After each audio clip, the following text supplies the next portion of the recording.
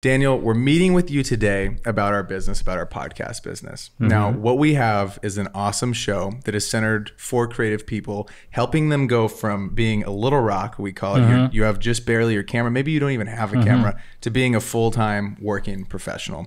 So those are the people that we serve and that we help out on this show. Videographers, photographers, I feel like that's our main core group.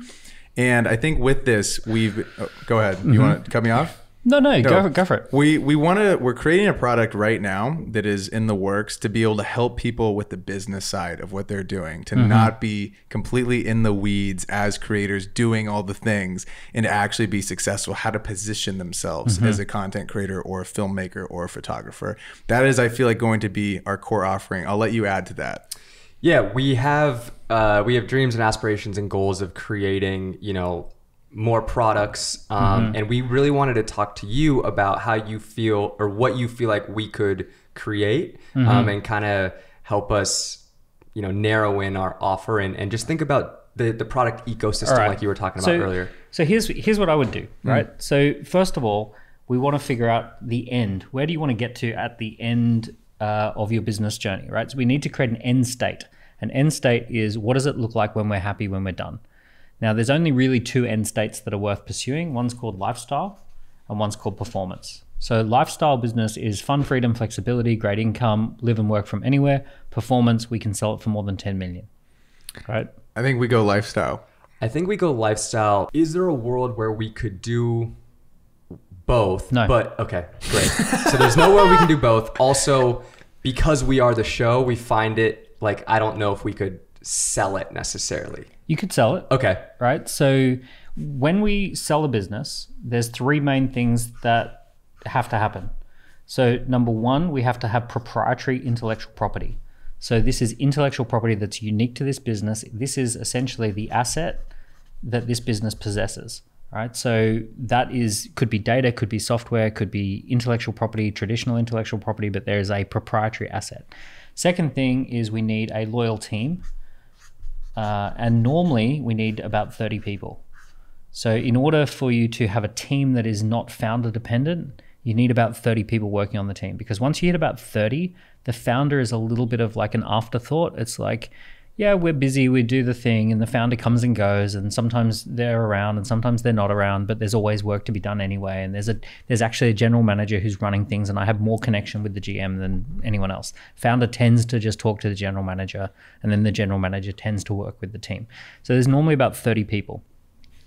And then the final thing we need is what we would call, in software, we call this monthly recurring revenue. MRR. Yep. So this is basically, we have recurring revenue contracts, and essentially when we build a performance business, we are building these three things. Roughly speaking, the minimum size for a performance business as a small one is 5 million in revenue, right? So 5 million, that would be annualized. So call this 400,000 a month, right? Something like that. Okay. So that would be a baby performance business. Ideally, we want to get to more like 1 million a month, right? So that's our performance business. Now, when we can sell that for 10 million plus. It's a life-changing experience. It's a great, that's a great outcome. Now, a lifestyle business is going to be a bit different. This, we prioritize fun, freedom, and flexibility. That's what we want to do. We're going to have a small team of about 8 people. Small would be 6, big would be 12, but somewhere between that is where we're going to end up. So we're going to have a small team. We're going to have an ascending transaction model or a product ecosystem that is proprietary, that's ours, right? And we're going to keep it kind of small. And typically a big lifestyle business is going to be 5 million. So that's going to be upper limit. That's going to be a top size for a lifestyle business. So you got to kind of pick, do I want to build something that's fun, freedom, flexible, built around our personal brand? It's hugely important that you're a key person of influence here. It almost never happens if you're not. And then over here, it's hugely important that you're doing something like software or media or agency or formalized intellectual property. And it's important to get there, that you're a key person of influence. But when we sell it, there'll be multiple key people of influence associated with that brand. Let's go with lifestyle. Yeah, seems more up our alley. Let's go with lifestyle. Cool. Yeah, that's a great decision, right? It's the times that we live in. You can actually do that, so that's great. Okay, so the key idea is that we reverse engineer the future, and we're going to go through a series of stages. And the stages are figuring out what market we should be in and how much we should charge and all of this sort of stuff. So the first process that we go through is called ideation. And ideation is where we come up with multiple ideas. You want to have like at least 5 to 10 ideas. One thing that I'm cautious of is that you guys feel pretty fixed on what you want to be doing, but the market hasn't bitten your arm off for this just yet. So you want to be actually a little bit more flexible, a little bit more open, and have at least 3, 4, 5 ideas. So one idea might be we're going to help creatives with the business side. Another idea might be we're going to help massive banks be a little bit more cool. Total different ends of the spectrum, but you could probably do either of those things. So the thing is that if you like, and either business idea would allow you to actually have a lot of fun, freedom, and flexibility. Like you would only need 5 major corporate clients paying you a couple $100,000 a year. And then you still have your podcast, you still have all of this. All of that's, I mean, that's what Gary Vaynerchuk has done, but at a very big scale. He has his podcast and he has his personal brand, but behind the scenes, he makes all the money with big brands and big corporates. So there's a fatal flaw in what you've already described to me, which is that you're targeting people who by definition don't have money. And that's a horrible place to start. The best place to build a business is targeting people who have problems, but no time, and they have loads of money. So they want to throw money at problems, not time at problems. They're the best clients. The best clients are the ones who say, I have loads of money, loads of problems, no time. If you can solve my problems, I will throw money at you over and over and over again. I will never stop throwing money at you if you can keep solving problems for me. That's what you build a business on. Now, when you say, oh, I've got a group of people who are broken and need fixing, that's a very hard client. That's good to great is way easier to make money than broken and needs fixing or starting and needs going, right? So like, think about it like this. If you could work with an existing race car driver to drive 2 seconds faster around the track, that's worth $1 million. But if you can teach a kid how to drive for the first time, it's worth $30. Right? So one thing that I'm more worried about with you guys is that you haven't gone through a process of ideation. You've just come up with an idea and you're a bit fixed on it. Fair? You're fair. Yeah. So what do? We go through and we create 10 ideas. We won't do that now, but like we want to say, what is our valuable intellectual property? Who would find it valuable? Could we do it as software? Could we do it as training and education? Could we do it as an agency model? Could we do it as a done-for-you solution? Could we sell access to something? So you want to play this game of like, what might it look like? One thing that's really fun to do is just ask ChatGPT.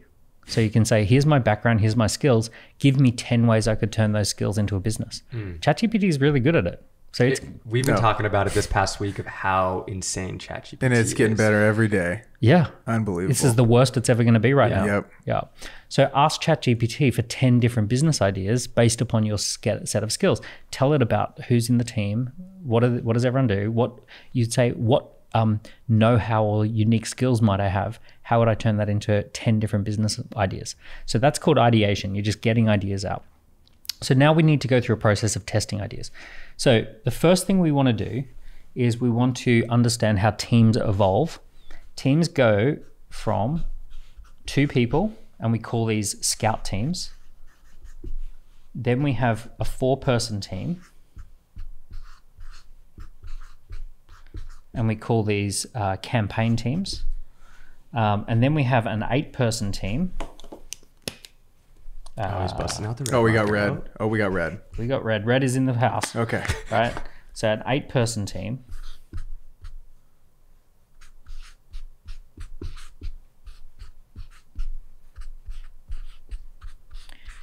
So here's what happens. So a scout team, and then a campaign team, and then a core team. So for a lifestyle. So a scout team is answering 2 questions. Can we sell it? Can we sell this? Can we build this? Or can we deliver it? Can we sell? Can we deliver?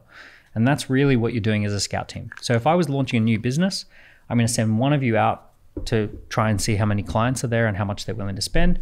And then I'm going to send one of you out to try and figure out, can we create an offer that we can deliver and that would be profitable and like we could just deliver it at scale. So someone's thinking about how much value can we sell? How much value can we deliver? And those are the 2 questions. And it's all about like waiting lists, expressions of interest forms, coming up with multiple brochures, putting them in front of customers, seeing how they respond, sitting down with little slide deck presentations.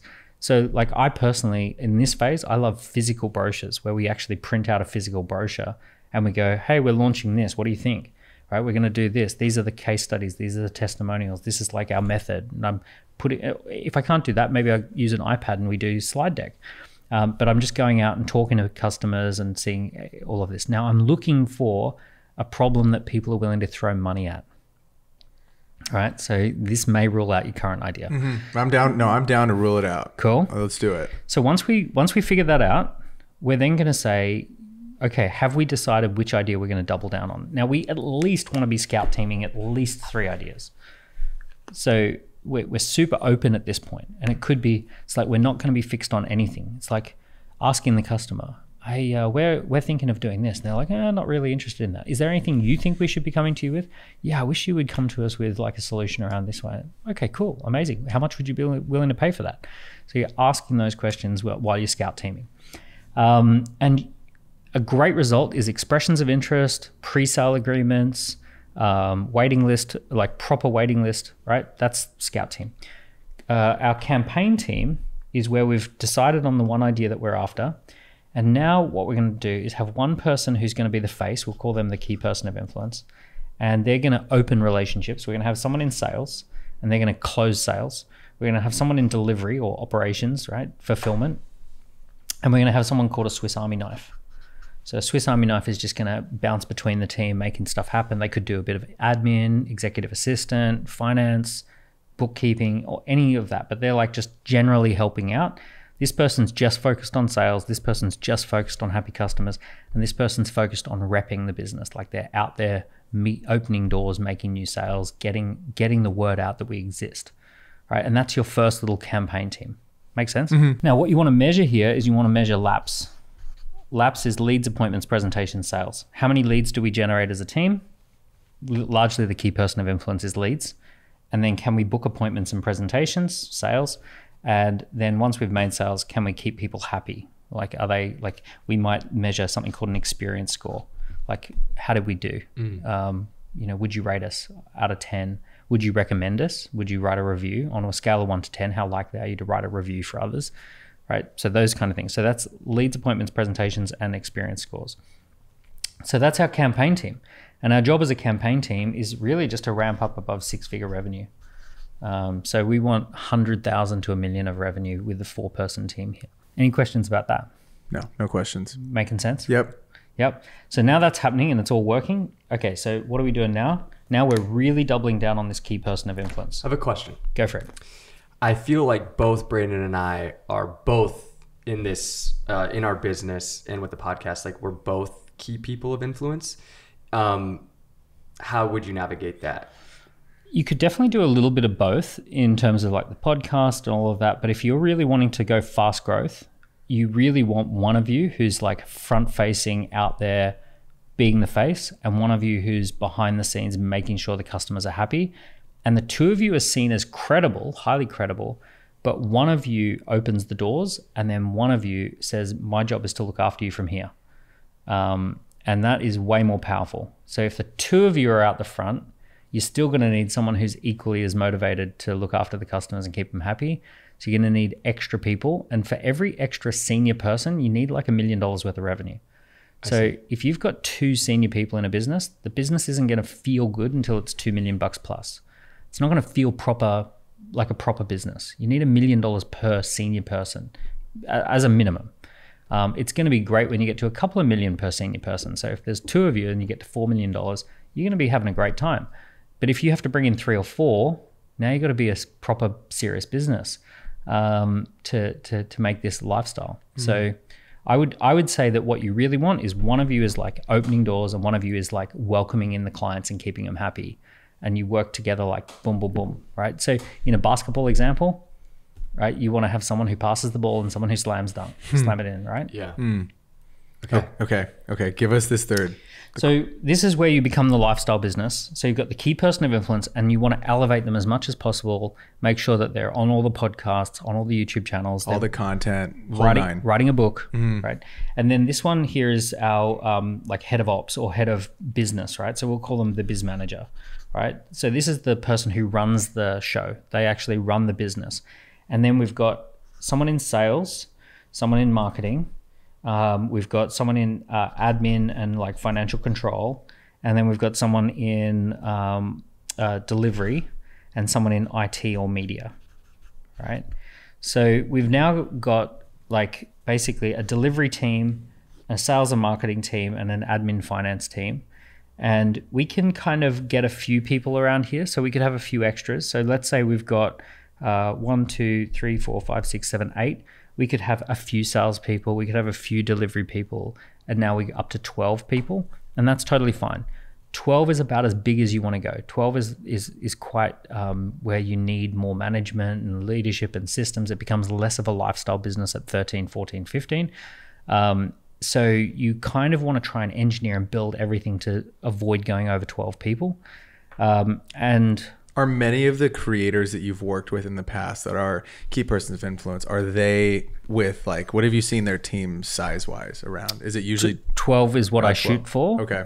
Whenever they go over that, they end up with all the dramas. So you have team members who are falling out, you have team members who are sleeping together.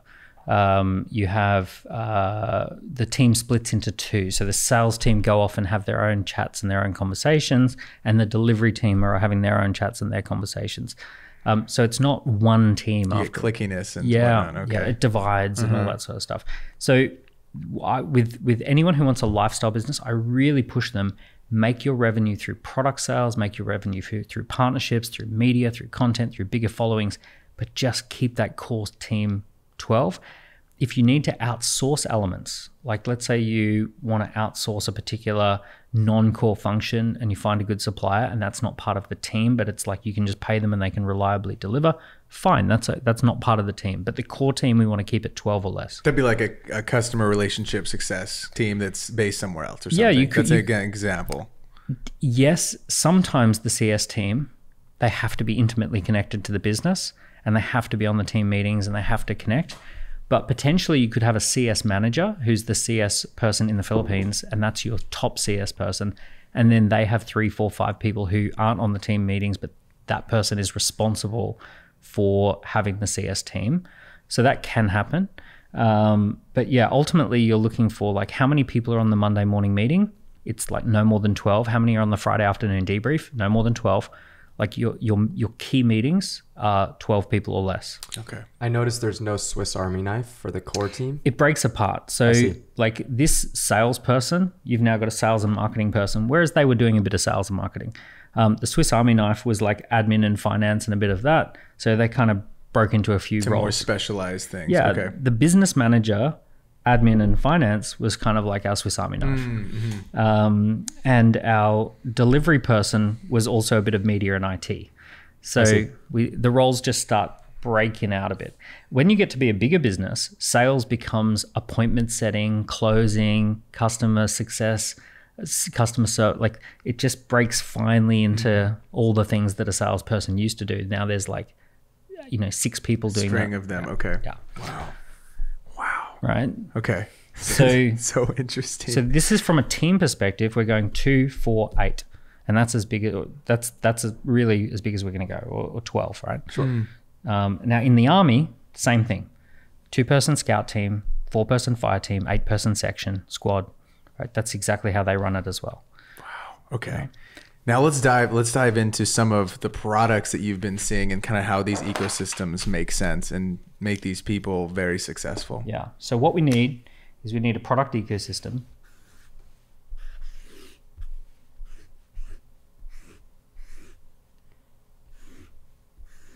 Okay, so here's what we need. So the first product is gift.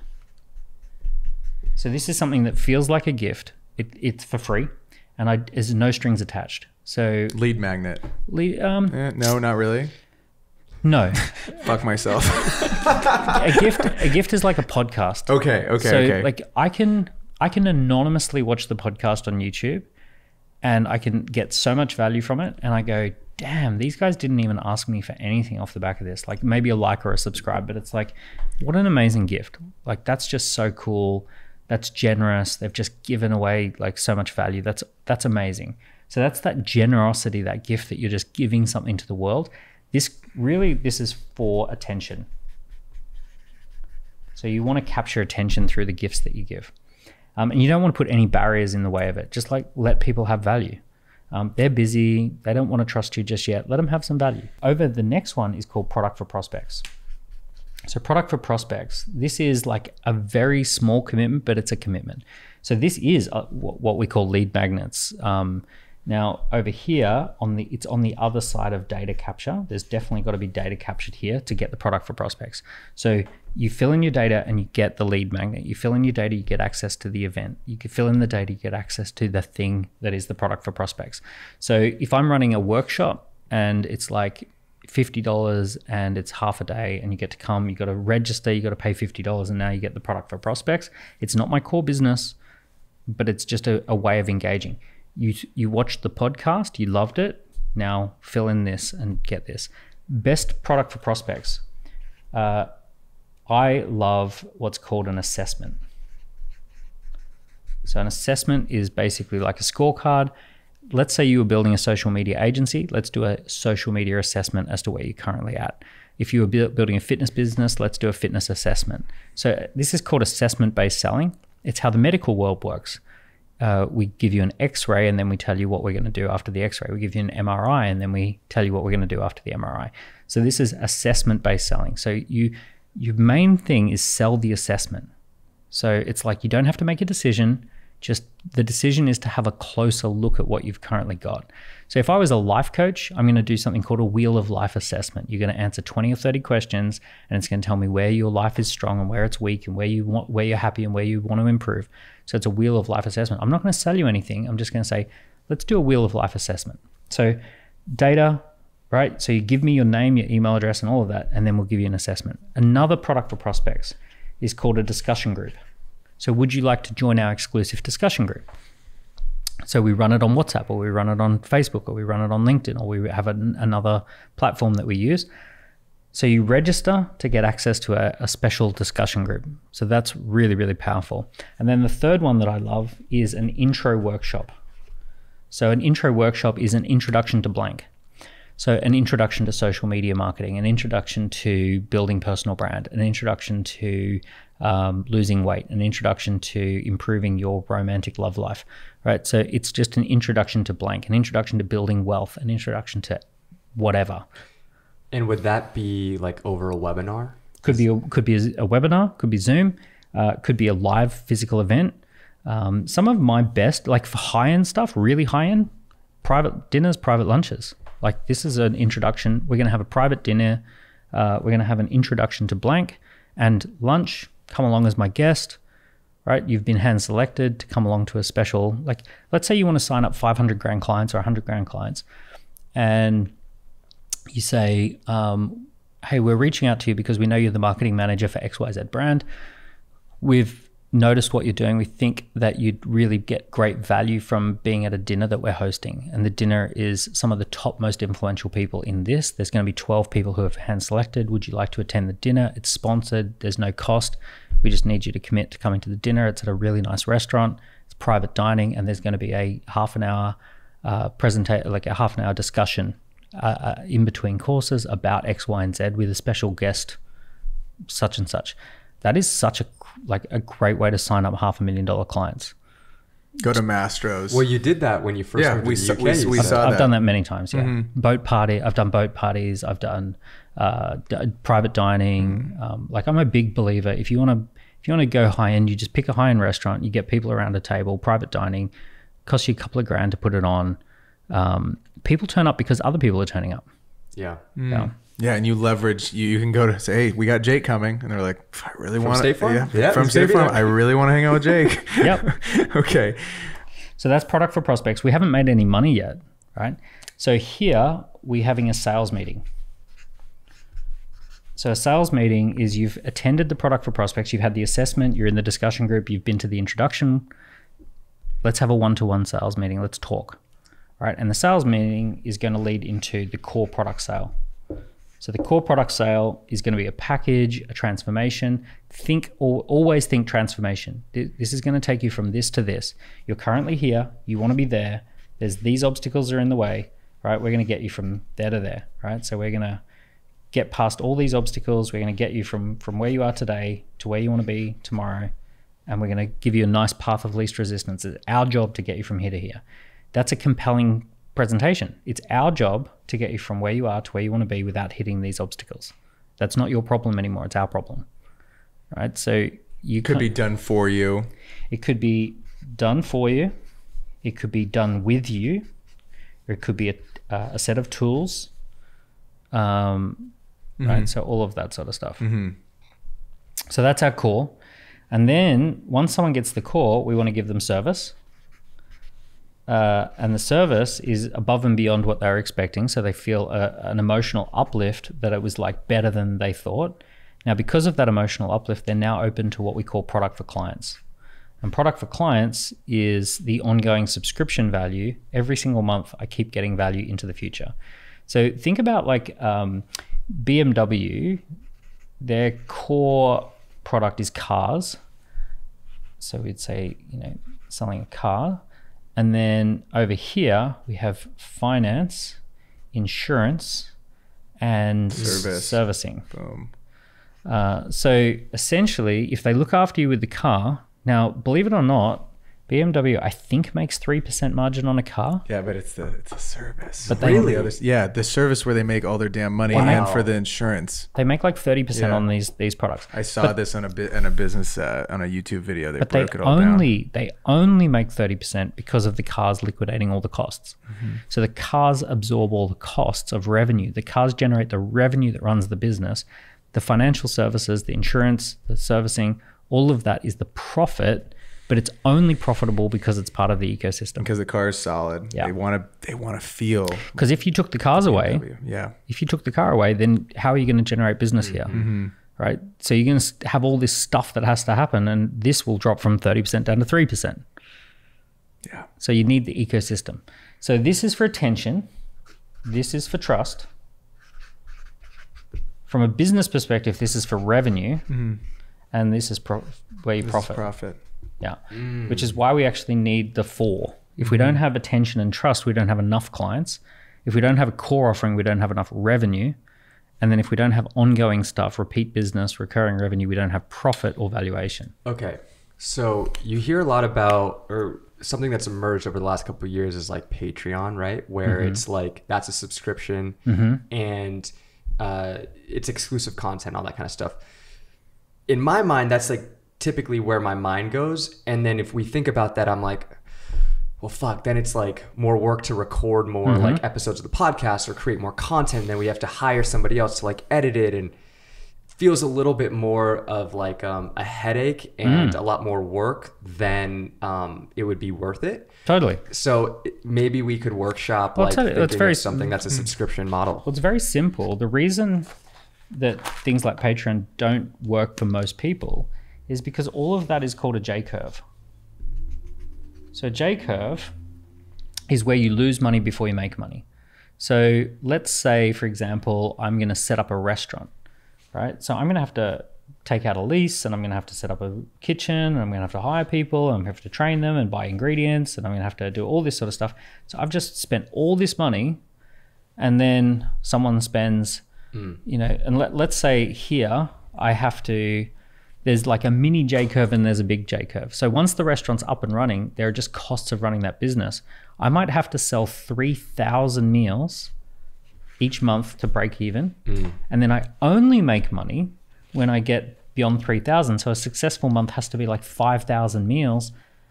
But if I could do anything less than 3,000, I'm losing money. Then there's the big J-curve, which was the setup costs. So in order to cover the setup costs, I might have to have this underlying debt of 30,000 meals, right? Or I don't know, maybe 300,000 meals just to cover all the setup costs of the restaurant. So if we take that concept and we zoom down to just a Patreon deal, let's say a podcast episode costs $3,000 to produce and all of that sort of stuff. And let's say that you get subscribers who pay $6 a month and they want at least one episode, right? So now we have to have 500. So just 500 goes into the J curve of to make it break. Yeah. So you got to get into these volumes.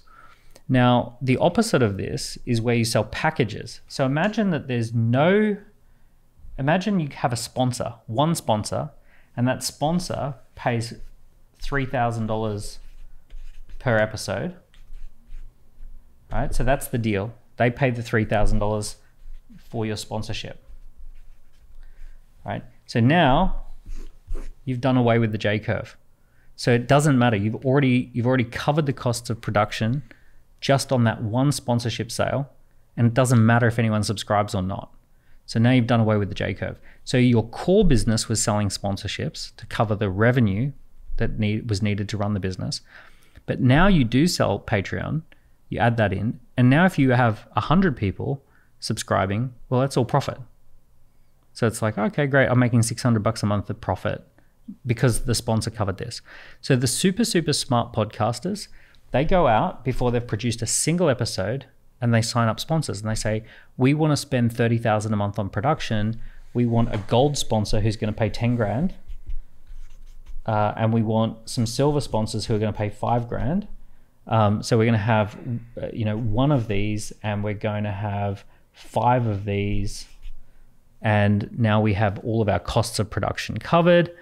And then we're going to make money on YouTube and Patreon and all of that. So core product is sponsorship. Product for clients is subscription revenue. But to be able to pitch the sponsor, you kind of have to be a key person of influence for the brands to be interested. You'd be surprised. Okay. You'd be surprised. Yes, they need to see credibility, right? So here's how you might approach this. You might say, we've already signed up our first 10 guests and they've agreed they're going to come on the podcasts. So what most people do is they make this huge mistake of like running around doing stuff as opposed to getting agreements for stuff. So like they're running around making podcasts and all of that sort of stuff. And let's say instead I approached some big name people who were going to be guests on the podcast. And I said, we're going to be launching a podcast in 2025 and we're going to get some major sponsors and we're going to put a budget together, and every single month we've got an ad budget, we've got a production budget. It's going to be really, really great. It's going to be like this. These are some of the designs. Once we're up and running and we've secured all the sponsorship, would you want to be a guest? And they say, yeah, sure. I say, can I just get you to block out some time and date in a year from now that you've committed that something basic that you've committed that you're going to be on the show, that you're going to be a guest once we can show that we've got everything up and going. Yeah, sure, whatever. I'll confirm that on email. So then when I go to the sponsors, I say, these are our first 10 guests. We've got this person who's got 20 million followers, and we've got this person who runs this amazing $1 billion brand, and we've got this person who does this incredible thing. These are the first 10 guests that we've got for season 1, right? Do you want to be our season 1 gold sponsor? We would estimate that this is a $25,000 opportunity, but we're going to come in with you guys. Season 1's only going to be 10 grand, right? And you're going to have the first option to renew at the full price, but for season 2 you can renew, but you're going to come in cheap, right? Just production costs only. And they go, okay, it seems pretty good. So now we're putting together the agreements. So that's kind of how the way I think. I think in terms of like I'm building out my plan as opposed to just being busy. Yeah, it's super interesting because right now, like for the podcast, right, we have brand sponsors that are on a monthly commitment to us, right? So that is covering all overhead for us. Amazing, right? So we have that now. Shout out to the sponsors. Shout out to the sponsors. Shout out to all of them. We also have like our first digital product that we released a few months ago, doing super well. We don't even have to talk about it. It just kicks. Like nice. People just go down to the description. It's there. What's the price point? It's $57. Okay. Yep. So it gets in. It's a pricing guide. So by the way, this $57 perfectly fits here. Great. Okay. So that $57 is a great product for prospects. And we've sold nothing else. We've sold absolutely nothing else. And we're now trying to think and develop, how do we turn this into a full-fledged operation? So how many a month might you sell of the 57? Let me do some quick mathematics here. Like, are we talking tens, hundreds? 10. I would say anywhere between like 30 to 50. Great. Yeah. When someone buys that, is part of the process that they have to in some way give you data about who they are? Yeah. Okay. Can we expand upon that data? So rather than just name and address and email, and can we say that part of the 57 is an assessment so that we can actually gauge your starting point and see where you get to 12 months from now? Yes. We could do that. Amazing. So the more, remember, the purpose of this is data, really more than money. It's great to have a self-liquidating cost, but really we want data. Now, if we've got someone who's here, let's say that we've got data. Inside the data collection, we're going to segment. And inside the segment, we're going to say, we've got 3 segments. These people are definitely not our clients. These people, they may be our clients, and these people are definitely our clients. So we're going to ask some questions in the data to be able to figure out, now let's say out of 100, let's say 65 are definitely not our clients. 15 might be our clients, right? And the rest, what did we get to? 75, we got 20 left. We got 20 left. So it's like, these are the ones we talk to. What do we talk to them about? We talk to them about whatever our core product is. Our core product is. Because here's the thing. If someone's willing to spend 57, I guarantee you they're willing to spend 5,000. Really? Of course. Well, what is the product called? It's the pricing guide. The pricing guide. So if someone's willing to spend 57 on a pricing guide, they would be totally willing to spend 5,000, or some of them, a percentage of them, would be willing to spend 5,000 on price strategy consulting. So let's say it's a bigger business and that you say, look, we have this thing called the pricing guide where you can do it yourself, or you can have our team come in. We'll talk to 30 of your customers. We'll conduct some research. We will then come back to you with an independent pricing report. We'll find out what your competitors are pricing. So for 5,000, we do competitor analysis, we do price testing, we do market segmentation analysis, and we find out multiple price points. We look at all of these different pricing things, and we present you and your board with a price strategy and recommendations.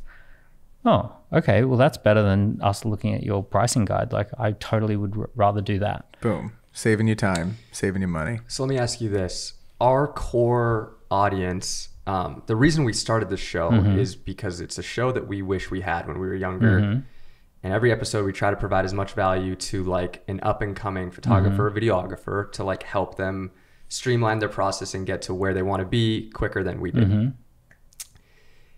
Because I feel like that is our core audience, I guess in my mind, I'm like, oh, maybe they don't have the 5,000 to spend. So is it like a positioning thing that we...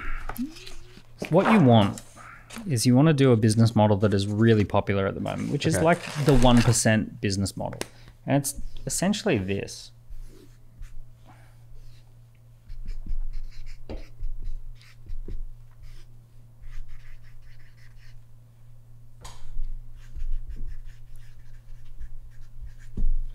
So the vast majority of people get all the free stuff, and these are the up and coming guys, right? Right, they're startups. Actually, these are the up and comings. Right, these ones are early stage, really early stage. But these ones are agencies, and they're already at 7 figures. So I bet you that it's not just up and coming and early stage businesses that are listening to this. I bet you that someone listening to this has a 7-figure agency. I see. All right, someone, 1% of your audience are loaded with cash. It's very easy for you to listen to the loudest, largest segment of your audience, right? Think about the story of Cinderella. Cinderella, she goes to the ball. The prince wants to marry Cinderella. There's one Cinderella and there's 1,000 non-Cinderellas who went to the ball. So he has this glass slipper and he says, I'm going to roam around. Everyone's going to try on the slipper. If you fit the slipper, we get married, right? So he has a filter. He has a way of figuring out, are you Cinderella or not? Now, what you want is to have some sort of glass slipper that says, this is the noisy big part of, these are all the non-Cinderellas and we've got stuff for you and all of that. But if there's any way we can figure out if you're Cinderella, we take you to the ball, right? We get married. So your going to pay a lot of attention here because there's so many people and they're so noisy. Yeah. But inside your big audience, there is definitely people who would love to throw 50 grand at you, right? 50, 100, right? For them, I will say this. It's very, very easy when you deal with creators to forget that some people have way too much money and don't know what to do with it. Right? Like, there's two problems in the world. There is the problem of I've got no money and I need to get some. There's the problem of I've got way too much money and I need to spend it or invest it effectively. As you get older and get into different circles, you actually start meeting way more people who have so much money and they have to invest it. Like, because think about it, the money has ended up in a small number of people's hands. Yeah. That's how the world works. I'm not saying that's the right way the world works, but that is how the world works. So a small number of people, like, just look at the real estate around here. Yeah, absolutely. Like, go for a walk. There are people who pay cash for $30 million homes every day of the week in this town. Those people have 30 million cash to just spend on the latest property. So there are people who have way too much money and not enough like help, support, whatever it is that they need. They need to spend or invest it wisely. But they're in the minority and they often keep it quiet. So they will passively listen to podcasts, but they're sitting there. If you give them a glass slipper, if you give them a way to figure out where they can softly, gently signal that they're interested, you may only need 3 people who pay $250,000 a year and they're super happy. And now 750 grand a year is like coming in under the radar. You're still doing all this for your major audience, but 1%, they're happy to go up there. They're the Cinderellas. And you're helping that 1%. I love it, man. This has been incredible. Dude, this has been awesome. This has been an amazing podcast. I hope that you guys are getting a ton of value. We have one question for you. Go for it. Left, okay? What is some advice that you would give to 18-year-old Dan before you went off on this journey? It's the advice I give to everyone who's young, which is get a mentor. Okay. So entrepreneurship and success it's an apprenticeship sport. You've got to apprentice. So I did my apprenticeship. I dropped out of university. I went and worked for a startup. I worked for this guy called John. And in 2 years, I learnt the playbooks and I went off and built a 7-figure business. There's no way I would have built a 7-figure business as a 22-year-old if I hadn't have worked for John. So you need to apprentice. And doing your apprenticeship, if you were going to be a plumber, just a normal paid plumber, you'd do a 3-year apprenticeship. So like, what makes you think you're going to do one of the hardest things in the world, entrepreneurship, without doing an apprenticeship? You're crazy if you think you're going to do that. It's so complex, a lot more complex than plumbing. So it's like, if you do a 3-year apprenticeship for plumbing, you do a 3 to 7 year apprenticeship for being an entrepreneur. I was super lucky to do a 2-year apprenticeship because everything lined up. I was there at the beginning. I was employee number 3. We built a 60-person business. I had a guy who just super trusted me. I was so lucky to do a 2-year apprenticeship and make that stick. But even if I was to go back to 18-year-old Dan, I'd say still be even more deliberate about your apprenticeship and stay longer. Stay with this, like do another year, do another 2 years. Because John went on to be worth hundreds of millions. So I was with John when he went from 0 to 5-6 million of revenue, and I thought I'd learnt everything. Well, in the next 10 years, John went on to be worth hundreds of millions, right? And I missed out on all of that. So I could have probably stayed with John another 2 years and picked up way more. I still would have been a multimillionaire before 30. Been wicked young too. Yeah. Wow. So there's 3 things. I'll finish on this. There's 3 things in an apprenticeship, right? So the 3 things that you want is, number 1 is called self-awareness. Self-awareness is where you become more aware of your strengths and weaknesses, and you start figuring out, what kind of person am I? What am I good at? Am I good at sales or am I good at ops? Am I good at finance or am I good at creativity? Like, what are my strengths? What are my weaknesses? Do I take things too personally and I need to work on that? Do I have limiting beliefs and I need to work on those, right? So part of your apprenticeship is self-awareness. The second part is called commercial awareness. So commercial awareness is the ability to spot genuine opportunities, the ability to be discerning, know how money works, know how things flow. It's the ability to know, how do we set up a Stripe account? How do we run some ads on Facebook? How do we, engage customers? How do we recruit someone? So this is all the commercial awareness skills. And then the final one is resourcefulness. So resourcefulness is, can I raise money myself? Can I recruit a team myself? Can I pick up the phone and make a sale if I need to pick up the phone and make a sale? So you're actually quite resourceful. So you've got self-awareness, commercial awareness, and resourcefulness. Now you've done your apprenticeship, and now you say, all right, cool. Now what opportunity do I go after? Now you don't do this in 3 months. You probably don't do this in 3 years, but you do, like if you were, let's say you were 18, you do this from 18 to 28, and you know that you're after self-awareness, commercial awareness, and resourcefulness. And by 28, you then go and launch. Like, you are so far ahead of the game. You know, you're probably going to be worth tens of millions, hundreds of millions if you deliberately did this, especially if you get involved with a company that is intellectual property, software, data, media, finance. Right? So anything that's IP, software, data, media, finance, if you're in those industries that make tons of money, these are the industries that print money, right? If you're, right, unfortunately it sucks, but like things like bricks and mortar businesses, learning how to run a restaurant is not going to be anywhere near as valuable as learning how to run a SaaS business. But if you're IP, software, data, media, finance, boom, you do your apprenticeship there, you're going to be very, very successful. Wow. Thank you so much for coming on this show. I've learned so much. I mean, I feel like I just got a master's degree.